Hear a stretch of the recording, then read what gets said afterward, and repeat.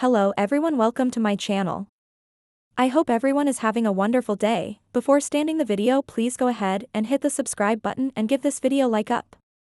Phyllis was back in her signature red, sipping espresso in her hotel suite at the Grand Phoenix. But this wasn't just any morning for her, this was the day she planned to expose the lie that had been poisoning her life for weeks. She stared at the USB drive in her hand, the one that allegedly contained surveillance footage of Tucker and Audra plotting something dangerous. But there was a catch. The file had been encrypted. And Phyllis? She had hired none other than her former tech contact, Marcus, the same hacker who once helped her fake her death, to crack it wide open. "I'm done being everyone's scapegoat," she muttered to herself. "This time, I strike first." But as Phyllis geared up for her next power move, little did she know Tucker McCall was already one step ahead. Tucker and Audra, a dangerous pact. Meanwhile, at the GCAC penthouse, Tucker McCall was tightening his grip on Audra Charles. The two were locked in an intense, whispered conversation over brandy, like modern-day villains in a twisted power tango. Audra was nervous. She'd gotten wind that Phyllis had the footage, and she wasn't sure Tucker could neutralize her fast enough. "She's not a threat," Tucker assured, voice cold. "Because I've already arranged for that footage to disappear, permanently." Audra didn't trust him. And more importantly, she didn't trust herself, not with Nate Hastings sniffing around again, asking the kind of questions that made her blood run cold. "If we go down, I'm not taking the fall alone," she warned. Tucker only smiled. "Oh, darling.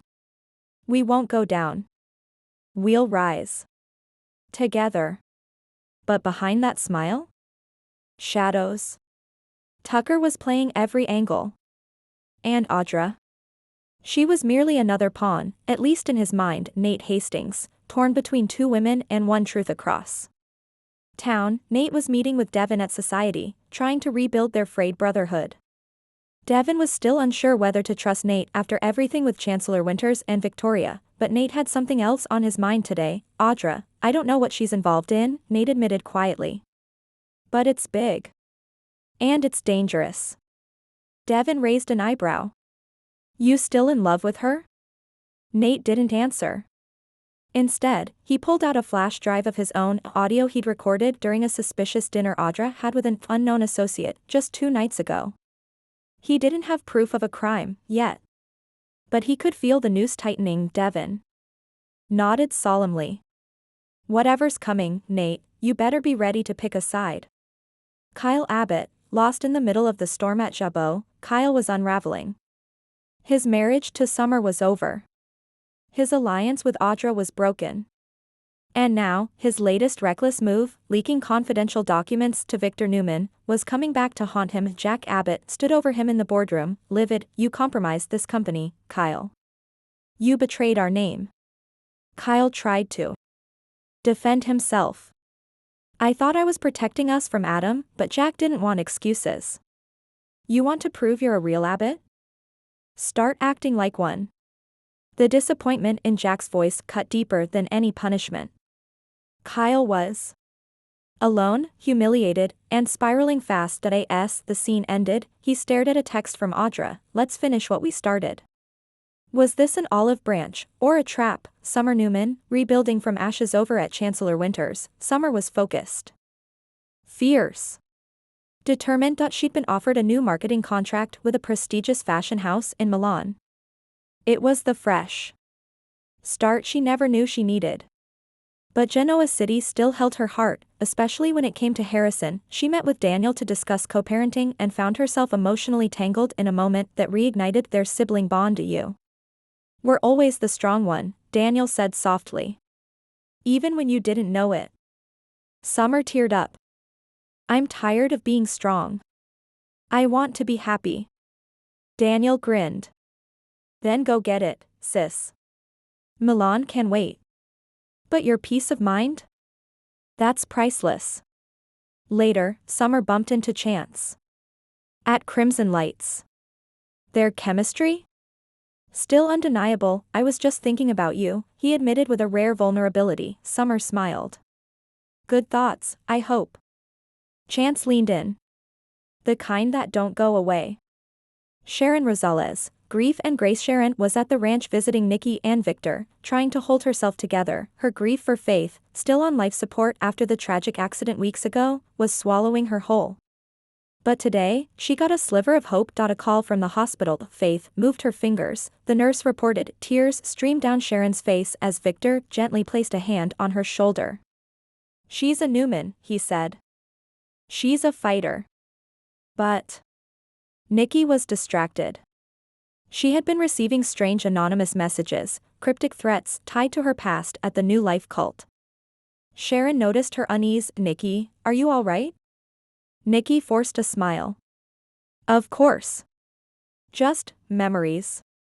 But viewers knew something wicked was inching its way back into Nikki's world. Victor Newman, secrets and strategy at Newman Enterprises. Victor was in crisis mode. Adam was pushing for a hostile takeover of McCall Unlimited. Victoria was furious. And Nikki was distracted. So Victor?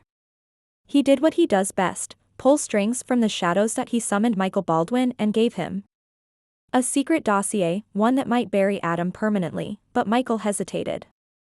"Are you sure you want to go this far, Victor?" Victor didn't blink. "When family is on the line, I go farther." Later, Victor called someone overseas. "A mystery contact. Activate phase 2, he said. Was it about Adam? Tucker? Or something far more dangerous?" Chelsea and Billy, a fragile flame. Chelsea and Billy were at Chancellor Park having a heart-to-heart. Billy had been distant lately, emotionally unavailable after Johnny's outburst over the truth of his parentage. "Maybe we rushed this," Chelsea admitted. "Maybe we're not meant to work." Billy took her hand. "Or maybe we're just scared of something that's real." They kissed, soft, slow, and filled with doubt. But across the park, someone was watching Lily. She didn't say a word. But her eyes, they spoke volumes. Adam Newman, unleashed. Adam, meanwhile, was alone in his apartment, reviewing financial data, reading emails, watching the clock. His plan to merge Newman Media and McCall was almost complete. But he needed one more domino to fall. Kyle. He picked up his phone. "I know you're scared," he told Kyle. "But if we do this together, we both win." "You want power, Kyle? Then prove you can handle it." Kyle paused. "And what happens when your father finds out?" Adam grinned. "Then the real war begins." Closing moments. Storm approaches. As the episode reached its final act, a thunderstorm rolled over Genoa City, both literal and symbolic. Phyllis finally got the encrypted footage open, and gasped. It was worse than she thought.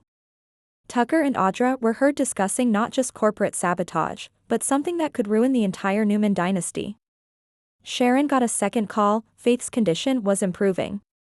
Victor received an unmarked package on his doorstep. Inside, a photo from Nikki's past, with a blood-red X over her face. Kyle stood alone in his car, holding a flash drive. On it, a digital copy of Adam's secret plan. Summer looked at her boarding pass for Milan, and then tossed it in the trash. Audra slipped into Nate's apartment, uninvited. "You still love me," she whispered. Nate stared. "I don't know what I feel. But I know you're hiding something." And then, cut to black. The July 15, 2025 episode of The Young and the Restless wasn't just another day in Genoa City.